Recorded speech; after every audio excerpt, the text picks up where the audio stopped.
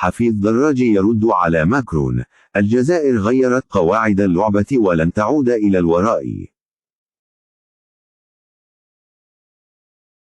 في خضم التصعيد الفرنسي الجديد تجاه الجزائر، لم يتأخر الإعلامي الجزائري حفيظ دراجي في الرد، حيث نشر تصريحا حاد اللهجة على حسابه الرسمي، قال فيه إن قرار ماكرون جاء متأخرا، لأن الجزائر كانت قد سبقت ذلك بإجراءات سيادية تخص علاقتها مع فرنسا.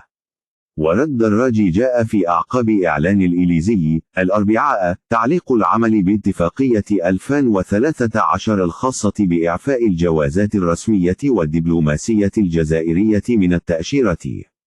وقال دراجي بوضوح: تأخرتم كثيرا، لأن الجزائر قررت منذ مدة منع مسؤوليها من زيارة فرنسا.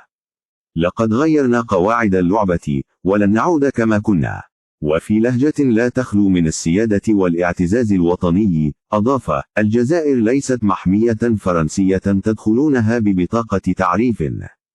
تصريح يعكس المزاج العام في الجزائر.